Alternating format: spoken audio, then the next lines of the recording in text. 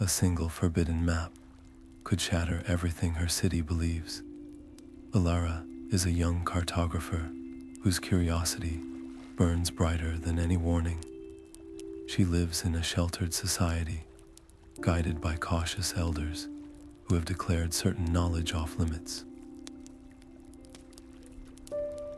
Their greatest prohibition is a star chart, an ancient artifact said to lead to the symbolic place of a lost empire. By secretly studying its celestial patterns under the cover of night, Alara risks permanent exile.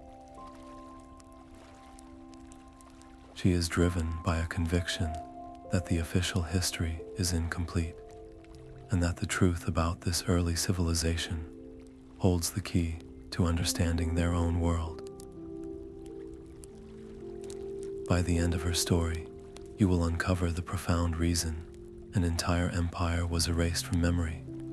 What hidden truth could be so dangerous it must be kept from view forever? The elders fear that some doors, once opened, can never be closed. Elara is about to turn the key.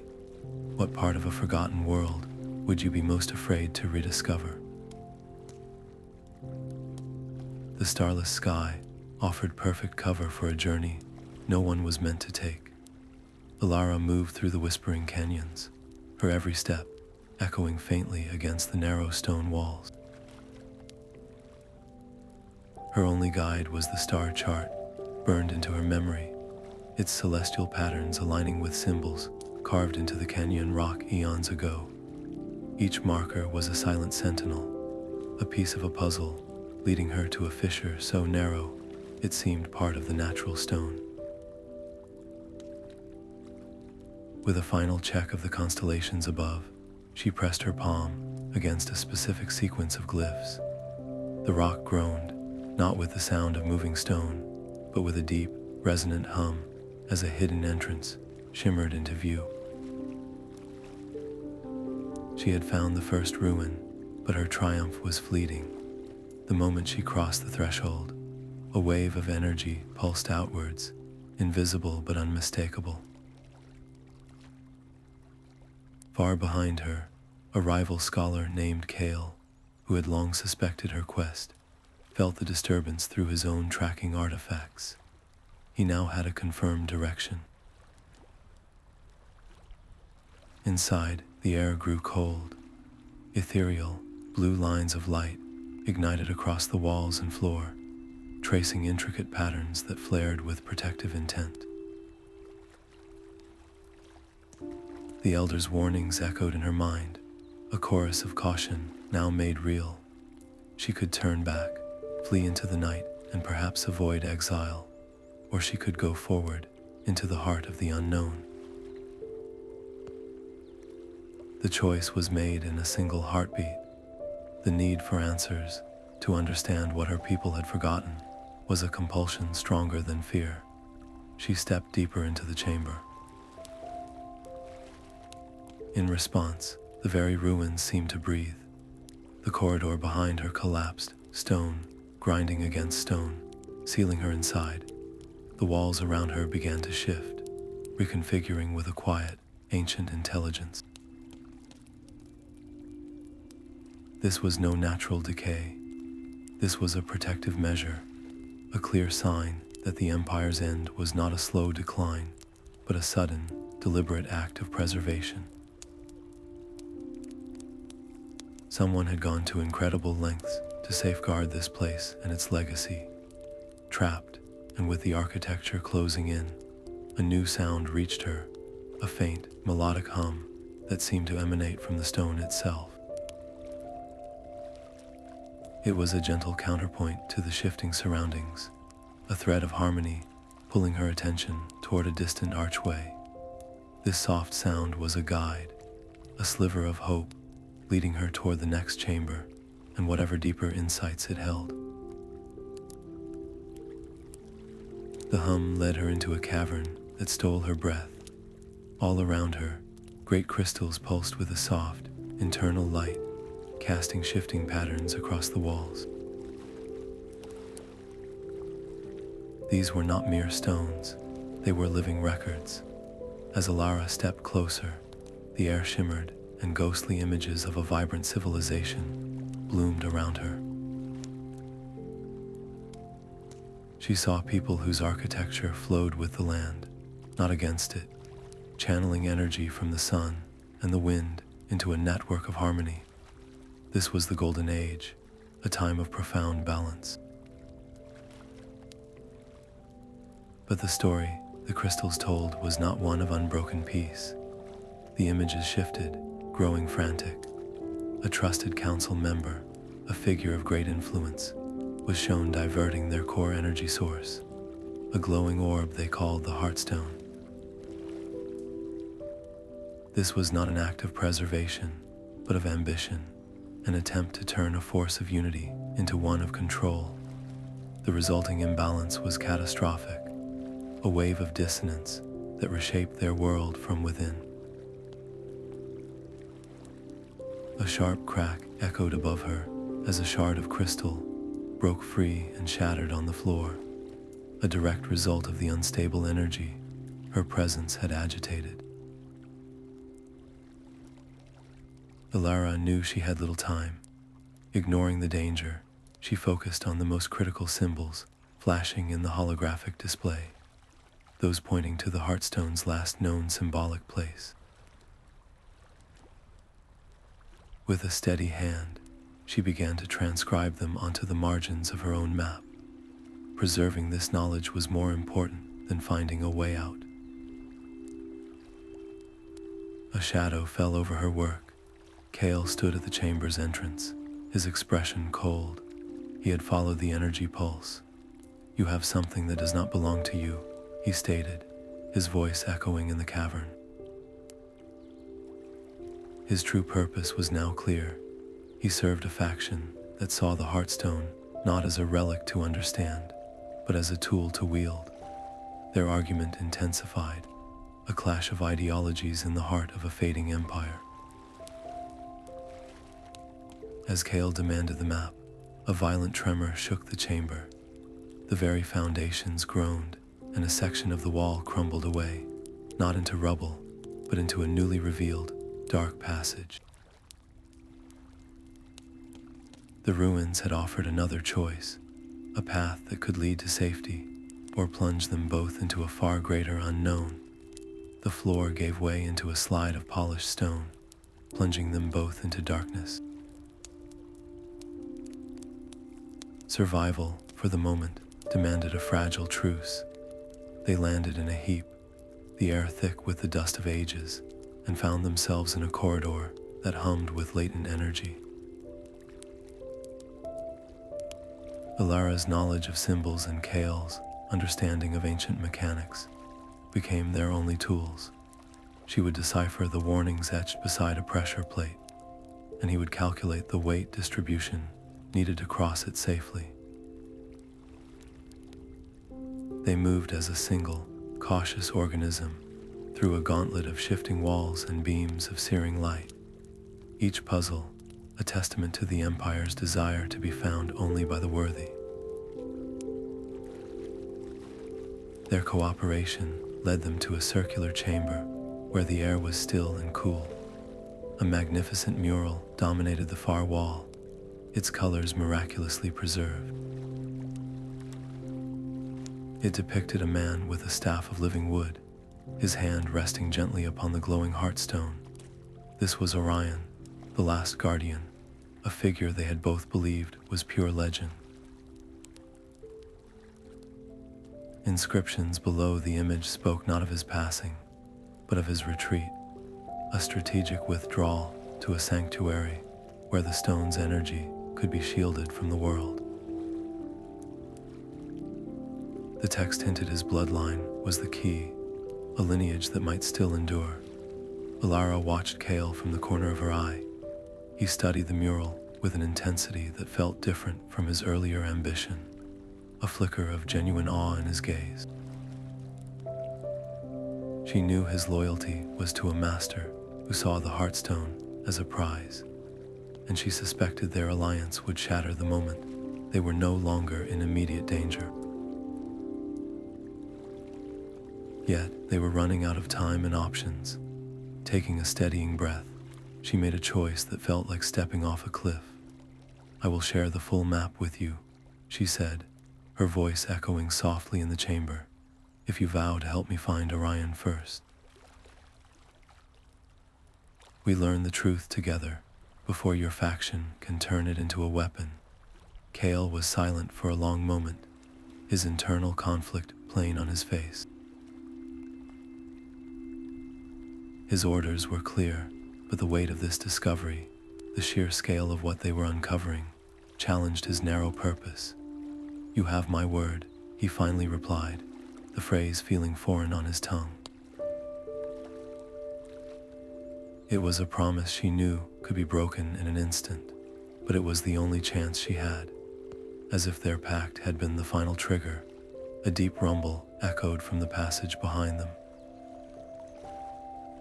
Stone crashed down, sealing the entrance completely and plunging them into near darkness.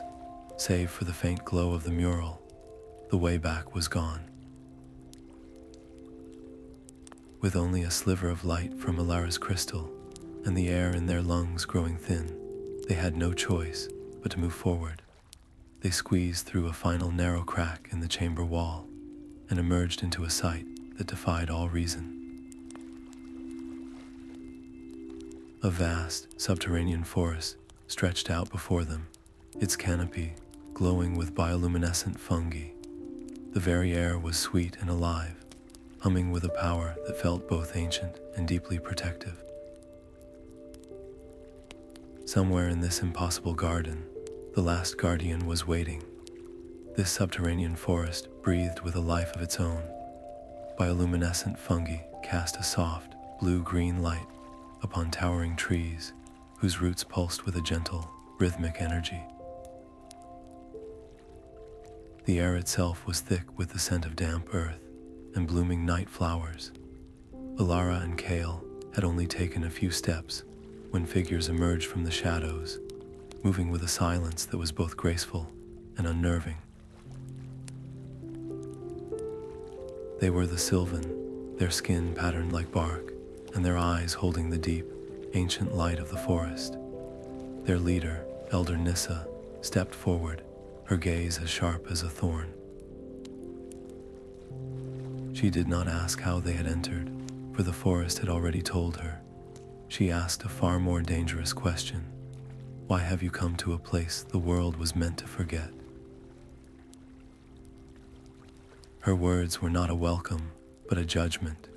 She revealed the truth the crystals had only hinted at. The Heartstone was not merely hidden, it was failing. Its energy, which had sustained this entire hidden ecosystem for generations, was slowly fading. When it finally went dark, this sanctuary would crumble into dust, and the resulting shockwave of dissonant energy would unravel the fragile balance of the world above.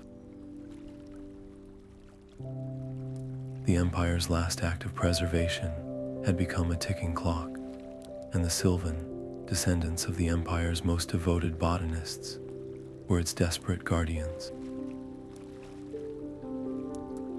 Nissa's demand was simple and absolute. She required proof of their intentions. She would not lead another outsider to the stone, only to see it become a tool for the same greed that had shattered their world. Elara felt the weight of the moment, the star chart a burning secret against her chest. She could offer a half-truth, a carefully edited version of her quest. But looking at Nissa, at the profound responsibility etched into her face, Alara knew that only complete honesty had any value here. With a steadying breath, she unrolled the map, revealing the full celestial chart and the symbols she had transcribed from the crystal chamber. "I did not come to exploit your legacy," she said, her voice clear in the humming quiet. "I came to understand it. I believe the Heartstone can be restored, not just protected. It must be healed." A tense silence followed, broken only by the whisper of leaves. Kale watched, his own motives a carefully guarded secret behind a neutral mask. Then Nissa gave a slow, measured nod. The forest has listened to your heart, cartographer. It finds no deception there. Your honesty has earned you a path, but our trust remains to be won. That fragile moment of understanding shattered with the sudden, frantic arrival of a young Sylvan scout. His message was a terrified whisper. They are here. The Shadow Weavers, they are cutting through the western grove. Kale's faction was not just following, they were hunting, and they were dangerously close to discovering the Sylvan's heartwood. The immediate danger shifted everything. Nissa's wariness transformed into decisive action. There is no more time for caution, she declared, her eyes locking with Alara's. If the Shadow Weavers seek the stone for its power, then we must find its guardian for its salvation. I will take you to the Temple of Echoes. It is a place that remembers what the world has forgotten, and it holds the next clue to Orion's sanctuary. But know this, the temple does not give up its secrets easily. It will demand a price from those who enter. The path to the Temple of Echoes was a descent into sound itself. Every footstep, every breath resonated against the smooth, curving walls, returning to them as a gentle whisper. The air was thick with a profound silence that seemed to listen back. Before them stood the first great door, a seamless slab of obsidian etched with swirling patterns. As they approached, the patterns began to glow with a soft, responsive light. Nissa had spoken true. This place demanded a price, and that price was perfect harmony. A single, pure note hung in the air, a key waiting for its lock. Elara, guided by her study of celestial harmonics, hummed the foundational tone. Kale, his voice surprisingly steady, layered a complementary frequency above it. Their voices wove together, and for a breathtaking moment, the temple sang with them. The great door dissolved into shimmering mist, granting them passage. This delicate cooperation became their only way forward. They navigated chambers where stepping on the wrong stone produced a discordant tone, and corridors where spectral guardians, forms of condensed sound, would only part for a specific melodic phrase sung in unison. Their progress was a fragile dance of trust, each puzzle forcing them to listen not just to the temple, but to each other. The final chamber, the Inner Sanctum, was a dome of pure crystal. In its center, resting on a pedestal of fused white stone, lay a simple, leather-bound journal. As they stepped inside, Kale's patience finally frayed. Seeing their goal so close, he lunged forward, his boot scuffing harshly against the crystalline floor. The sound was a violent crack in the sacred quiet. Instantly, the spectral guardian solidified into towering, focused forms, and the great door began to reform, its mist hardening back into impenetrable stone. They would be sealed inside forever. Alara did not hesitate. She grabbed Kale's arm and sang a single, sustained note of apology and plea, a tone of pure intent she had deciphered from the wall glyphs. The note hung in the air, calming the focused energy. The guardians paused, their forms flickering, and the door's reformation slowed to a halt. The temple had accepted her correction, but the warning was clear. One more misstep would be their last. With the immediate challenge past, Kale moved to snatch the journal, his eyes fixed on its pages as the solution to his mission. Elara blocked his path. This is not a prize to be taken, she insisted, her voice firm. Orion's reasons are the most important part of the map. If we do not understand why he withdrew, we will never find him, or we will only find our end. Reluctantly, Kale agreed, and they pored over the elegant script together. The journal spoke of a guardian's burden, not a king's ambition. Orion described the Heartstone's change not as a failure of the stone, but of the people who sought to command it. His departure was a strategic retreat, a way to shield the world from its own hunger for power, until a generation arose that sought balance, not control. The most revealing passage explained he was waiting for a worthy successor, and that any who approached his sanctuary with a heart clouded by ambition would be met not by a man, but by the full, unrestrained force of the stone's fading energy. It would be a final test. As the weight of this understanding settled upon them, the ground beneath their feet shuddered violently. A deep, grinding roar echoed from the temple entrance, the unmistakable sound of powerful forces tearing at the stone. The shadow weavers had found them. There was no time to plan. Grabbing the journal, they fled through a rear opening that led onto a treacherous, wind-scoured path. The jagged peaks of the spine of the world rising before them into an unforgiving sky. The spine of the world was a fortress of wind and stone. Each step was a battle against the howling gale, the narrow path offering a sheer drop into nothingness. Elara's cartography skills became their only compass. She traced routes on her map that were invisible to the eye, finding purchase in ancient, weathered handholds and navigating ledges that seemed to defy gravity itself. Kale moved ahead, his scouting sharp and efficient.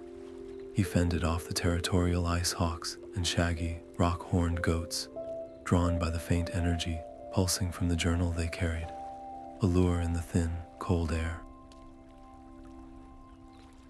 His actions were swift, a necessary response to ensure their survival. Their progress was a hard-won series of small victories against the mountain's indifference. Their perseverance was rewarded by the sight of a familiar symbol, carved beside a fissure in the rock, a glyph of intertwined roots and a star, Orion's mark. It was the entrance to a cave system, a sanctuary within the stone. But as Kale helped Alara through the narrow opening, the mountain itself seemed to reject them. A low rumble built into a deafening roar. The world turned white and violent as a wall of snow and rock crashed down, separating them in an instant. Elara was thrown back into the darkness of the cave, the entrance sealed completely by the slide. Kale was left outside, trapped to his waist but alive, the journal clutched in his hand as he stared in horror at the impassable wall of ice and stone that now held his companion. Inside, the silence was absolute and heavy. The air was thick with dust and the immense weight of the mountain. Alara's breath came in short, panicked gasps, the darkness pressing in on her, stirring a deep-seated fear of confinement. She was utterly alone. Her mind screamed at her to claw at the rocks, to give in to the terror, but then her training reasserted itself. She forced her breathing to slow, focusing on the feel of the journal she had managed to keep hold of. Orion's words echoed in her memory, not as a comfort, but as a challenge. He wrote of trials designed to separate the desperate from the determined. She chose to trust his wisdom over her panic. Ignoring the tremble in her hands, she struck a light from her crystal. Its faint glow revealed the cave was not a natural formation. The walls were covered in intricate, flowing patterns. Remembering a passage in the journal that spoke of harmony and chaos, She began to search for a logic to the carvings. It was a cartographer's puzzle. She traced the lines, finding a single, continuous path that wove through the apparent disorder. With a final, decisive push, she pressed a sequence of stones along this hidden route. A section of the wall slid back with a soft hiss, revealing not an exit to the outside, but a deeper passage and a platform of ancient, polished metal and lift mechanism. Outside, Kale was digging with a frantic, raw intensity. His hands were numb and raw, but he did not stop. The thought of Alara, who had trusted his fragile word, alone in the dark, fueled a determination he had not known he possessed. He was racing against a clock he could not see, driven by a promise that had become more than just a means to an end. As Alara stepped onto the lift, she found a single, large crystal set into a control panel. Placing her hand upon it, she willed it to activate. The platform shuddered to life with a deep, resonant hum, gears groaning after generations of silence. It was a sound of triumph, but it was also a beacon. The energy pulse rippled outwards, a clear signal in the quiet mountain. Far below, the shadow weavers, who had been systematically searching the lower slopes, immediately altered their course, moving with renewed purpose toward the source. Elara's escape had pinpointed their location for the enemy. The lift began its slow, grinding ascent up a deep shaft within the mountain. As it rose, a sliver of an opening in the rock wall offered a fleeting glimpse of what lay beyond the spine. There, nestled in a crater between the peaks, was a valley of impossible serenity. Lush green forests surrounded a calm, mirror-like lake, a hidden world bathed in gentle sunlight.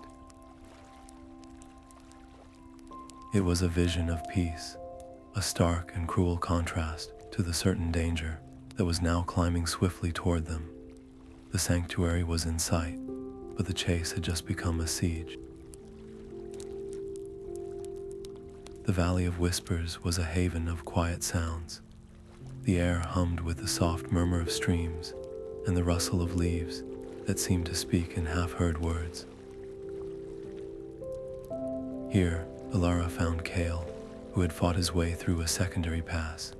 His relief at seeing her alive a stark contrast to his earlier coldness. They were not alone. A community lived here, their homes woven into the living trees, their faces marked by the same ancient patience Alara had seen in the Sylvan. Their leader, a woman named Lyra, with eyes that held the weight of countless stories, greeted them. She confirmed their deepest hope. Orion was here, living among them as a quiet elder. He was the last guardian, aged and weary from his long vigil, but Lyra's welcome came with a sharp condition. Orion tests all who seek him, she explained, her gaze fixed on Alara. He must be certain your intentions are pure, that you are not simply the latest in a long line of those who wish to possess the stone's power. Lyra's hesitation created an immediate conflict. She would not reveal which elder was Orion, forcing Alara to prove her worth not through force, but through understanding. That evening, the entire community gathered in a clearing under the glowing canopy. The trial was a public debate, a tradition passed down through generations of oral historians. Lyra presented Alara with a difficult choice. She could argue for the Empire's glorious legacy, its power and knowledge, or she could speak to its profound mistakes, the arrogance that led to its fall. The community watched, their silence a judgment in itself. Alara knew that praising only the glory would mark her as ambitious, while focusing only on the failure would seem like condemnation. She chose a third path, Our greatest respect for the past, she began, her voice clear and steady, is to learn from its entirety. Their legacy is not just the Heartstone, but the lesson of its near loss. We must let their errors guide our hands toward preservation, not repeat the exploitation that fractured their world. She spoke not of power, but of responsibility, her words filled with an empathy born from her own journey of discovery. Her argument resonated deeply. You see the whole tapestry, Lyra said, her stern expression softening into something akin to respect. You see the golden threads and the broken ones alike. The community's murmurs of agreement were a clear victory, their trust won not by demands, but by wisdom. That hard-won trust was shattered in an instant. A thunderous crack echoed from the valley's entrance, followed by the shouts of sentries. The shadow weavers had breached the outer defenses, their dark forms already spilling into the lower groves. The time for debate was over. The community sprang into action, gathering tools and preparing to defend their home, the peaceful air now electric with the tension of a coming siege. The need to find Orion was no longer a philosophical quest. It was a race for survival. Lyra, now convinced of Elara's integrity, made a swift decision. Taking Elara's hand, she led her away from the gathering turmoil, deep into the heart of the valley. They came to a grove where the trees formed a perfect circle, their leaves silver in the starlight. "This is the grove of reflection," Lyra whispered. "He waits for you inside. Remember, the greatest test is not what he asks of you, but what you find within yourself." With those final words, she stepped back, leaving Alara alone at the edge of the silent grove, the final guardian and his last test, waiting in the shadows. The grove was a vessel of silence, holding its breath. At its center sat Orion, a figure so still he seemed woven from the roots and the twilight. The light around him was faint, flickering like the last ember of a great fire. Before him, on a stone pedestal, lay the pieces of a shattered artifact, its fractured edges catching the dim glow. He did not ask her name or her purpose. His voice was a soft rustle of leaves. "Rebuild what was broken," he said. "Use not your hands, but the understanding you have gathered." Alara's mind raced, doubts crowding in. She was just a cartographer, a seeker of maps, not a mender of worlds. But as she looked at the scattered fragments, she saw the story of her entire journey reflected in them. The star chart was a piece, a guide. The warnings of the elders were another, a lesson in caution. The cooperation with Kale, the wisdom of the Sylvan, the debate in the valley, all were parts of the whole. She saw that the empire fell not from a lack of power, but from a failure of unity, a breaking of trust between its people and their purpose. One by one, she began to will the pieces together, not forcing them, but aligning them with the truth she had learned. As the final piece slid into its rightful place, the artifact flared with a gentle, golden light, its surface becoming whole and seamless. A profound change came over Orion. The weariness in his eyes lifted, replaced by a glimmer of profound relief. The flickering light around him steadied and grew. "You have passed the trial," he said, his voice now strong and clear. "You see the connections where others saw only fragments, but this understanding comes with a price." He offered her the mantle, the lifelong duty of the guardian. "It is a path of balance," he explained. "It means standing between the world and its hunger for power. It requires sacrifice, a commitment to protection over possession. Elara felt the weight of the choice, the finality of it. She thought of her city, of the incomplete history she had left behind, and she knew this was the true destination her map had always been leading to. "I accept," she said, and the words felt like a vow etched into her soul. With her acceptance, the grove itself responded. The ground beneath the great tree at its heart shimmered, and the earth parted to reveal the Heartstone. It was not a jewel of fierce, blinding power, but a core of soft, pulsing light, its rhythm slow and steady, yet clearly weakened.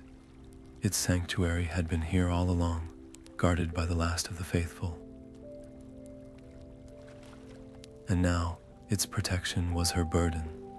The moment of revelation was shattered by the sound of splintering wood and shouts. The first wave of shadow weavers had broken through the outer ring of defenders. Kale stood at the edge of the grove, his gaze locked on the glowing stone, his face a battlefield of conflict. His mission, his loyalties, everything he had known, warred with the truth he had witnessed. Orion rose to his full height, his staff glowing with gathered energy. He stretched out a hand, and the ancient defenses of the valley awoke. Vines thick as pythons surged from the earth, entangling the foremost attackers, while the very air hummed with a protective barrier. "This will not hold them for long," Orion stated, his voice strained with the effort. He turned to Elara, his eyes conveying a final, urgent instruction. "Prepare yourself. The storm is here, and you are its calm center." The grove erupted into a storm of controlled chaos. Kale moved not toward the Heartstone, but toward the breach, his sword deflecting a volley of dark projectiles meant for Elara. In that single, decisive action, he severed his ties to the past, fighting now not for a faction, but for the future he had helped to uncover. Alongside him, the valley defenders moved with a fluid unity, their knowledge of the land turning the very forest against the invaders. Vines tightened into snares, and patches of earth became sudden pits, their efforts creating a living, breathing barrier. Alara felt the Heartstone's energy pulse in rhythm with her own heartbeat, a deep, resonant power that was neither violent nor aggressive. She understood that to wield it as a weapon would be to repeat the Empire's original failure.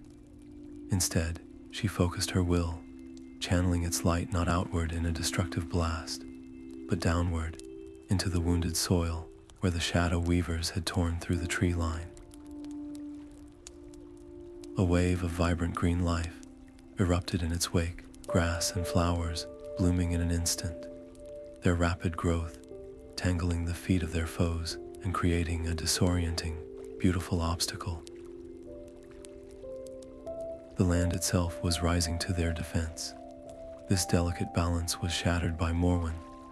The Shadow Weaver leader stood at the edge of the fray, uncoiling a dark artifact that pulsed with a sickly violet light. It was a tool of severance, designed to unravel the bonds of energy that held their defenses together. With a decisive thrust, he drove it into the earth. A wave of dissonant force rippled out, causing the protective vines to wither and the very air to grow thin and cold. The grove's primary barrier flickered and died. In the resulting confusion, Morwin's forces surged forward, and he himself seized Lyra, pulling her back and holding a blade near her. His demand cut through the din. "Surrender the Heartstone, or her life is forfeit." The conflict was no longer about power, but about principle. To save one life, Elara would have to sacrifice the hope of an entire world. She saw the anguish on the faces of the defenders, the fear in Lyra's eyes, and the grim resolve on Kale's face as he prepared to charge. In that split second, a deeper understanding crystallized within her. Morwin saw the stone as a singular object to be possessed. She saw it as the heart of a living system. She would not bargain with it, nor would she sacrifice a life for it. Her hand went to the artifact she had mended in Orion's trial. It was not a key or a weapon, but a lens for intent. Focusing all her will into it, she did not aim it at Morwin, but at the ground near him. The artifact flared, and for a breathtaking moment, a perfect, brilliant duplicate of the Heartstone shimmered into existence just behind the shadow weaver lines. It was a phantom, a diversion of pure light and energy that pulsed with such convincing power that every eye, including Morwin's, was drawn to it. His hold on Elara faltered for a single, crucial instant.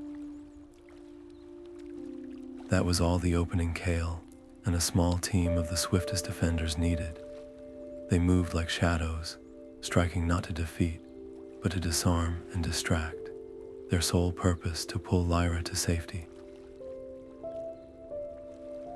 As the rescue unfolded, Elara stood her ground before the true Heartstone, its light steady in her hands. The gambit had worked, but it had also revealed her position.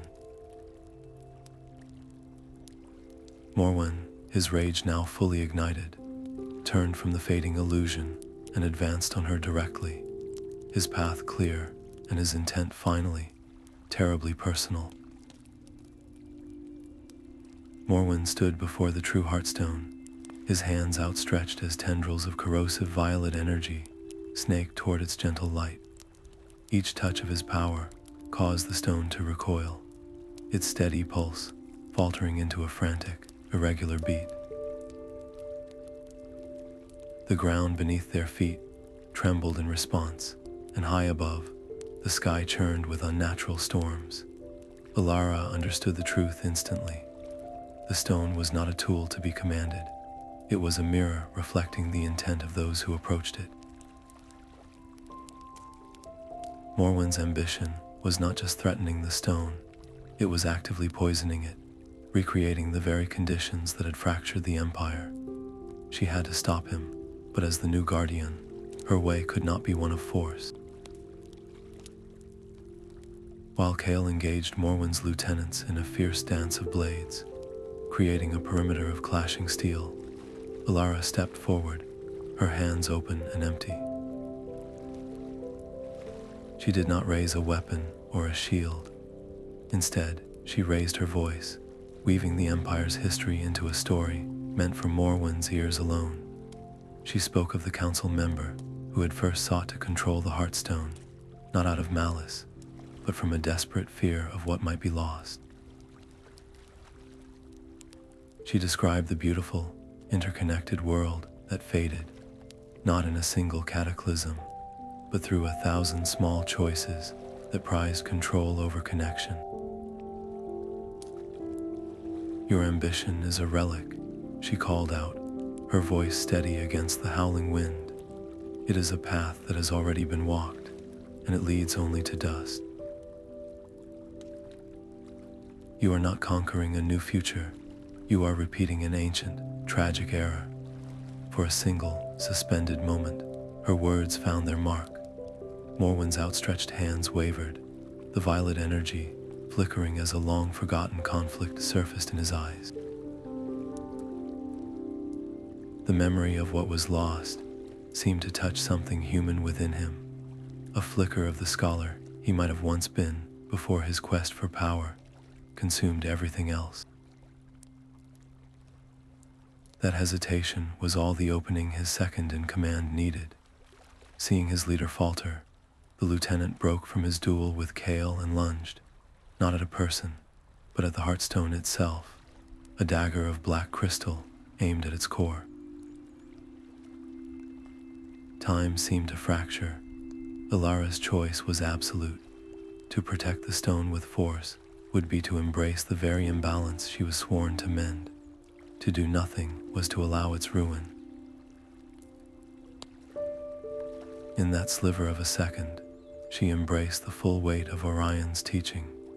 She did not attack the lieutenant or shield the stone with a wall of energy. Instead, she channeled all the remaining harmony she possessed, all the understanding of balance she had gathered on her journey, and poured it directly into the Heartstone. The resulting flare of light was not an explosion, but an expansion, a wave of pure, clarifying energy that filled the grove. It did not strike down the lieutenant, but instead surrounded his dagger, the black crystal dissolving into harmless motes of light before it could make contact. The wave passed over Morwin, and the violent storm of energy around him simply unraveled, leaving him kneeling, stunned and hollowed out. The immediate threat was gone, but the cost was immense. The brilliant light of the Heartstone dimmed to a faint, fragile glimmer, and Alara collapsed to her knees, the effort of such a profound act of protection leaving her drained. The stone had answered her intent with a mercy that felt like a final, exhausted breath, and its fading light now posed a greater, more subtle danger than any army. The Heartstone's light was a dying ember in Alara's hands. She could feel its distress as a discordant hum, a tear in the fabric of the world that Morwin's ambition had torn wider. To save it with force would be to fail her very first duty as guardian. As Kale and the Valley defenders worked to contain the last of the chaos, Elara made her choice. She opened herself completely, not to command the stone's power, but to understand its pain. In that moment of profound connection, she saw the corruption for what it was, a wound of pure dissonance. She could not fight it. She had to mend it. Drawing on every lesson from her journey, she began to pull the searing, violet energy away from the stone's core and into herself. It was not an act of taking power, but of accepting a heavy burden. The cost was immediate and immense. Her personal bond with the stone's pure, harmonious energy faded as the dissonance flooded her senses, a fire that dimmed her connection to its light. Yet as she took this weight upon herself, the Heartstone began to pulse with a strong, steady, and deeply rooted rhythm. The land itself responded. The withered vines regained their strength. The storm clouds parted to reveal a clear sky, and the very air grew sweet and clean again. Morwin watched, his weapon falling from his hand as the last of his destructive energy was drawn into Elara's selfless act. He saw no grand display of power, only a young woman willingly embracing a solemn duty to preserve what he had sought to claim. The sight broke the last of his resolve. He renounced his path then and there, his ambition crumbling into nothing. With the last of her strength, and with the stone's renewed energy flowing through her as a guide rather than a possession, Elara performed her final act as guardian. She wove a new protection around the Heartstone, one born not from fear of outsiders, but from a promise of balance. She sealed its core vulnerability forever, ensuring it could never again be used as a tool for control. The remaining Shadow Weavers, seeing their leaders surrender and the land's miraculous healing, laid down their arms, their purpose dissolved. The immediate threat was over. The stone was safe, but Elara was forever changed. She had saved the legacy of an empire by setting aside her own place within its light, becoming the quiet, enduring shield that would let it shine for others. Peace settled over the Valley of Whispers like a gentle mist, a quiet that was earned, not simply given. With the Heartstone's core permanently sealed, its energy no longer a beacon for ambition, Alara's guardianship began in earnest. Her first act was not one of command, but of collaboration. She worked alongside Kale, whose loyalty had been forged in the fires of their shared trial, and with the community's elders to integrate the valley's ancient wisdom with the practical needs of its people. They did not build walls to keep the world out, but established pathways of understanding, welcoming those who sought knowledge with a sincere heart. The Sylvan sent envoys, and even former shadow weavers, disarmed and seeking a new purpose, were given a place to contribute, their skills redirected toward healing the land they had once sought to claim. In the heart of the grove, Orion spent his final days in quiet contentment.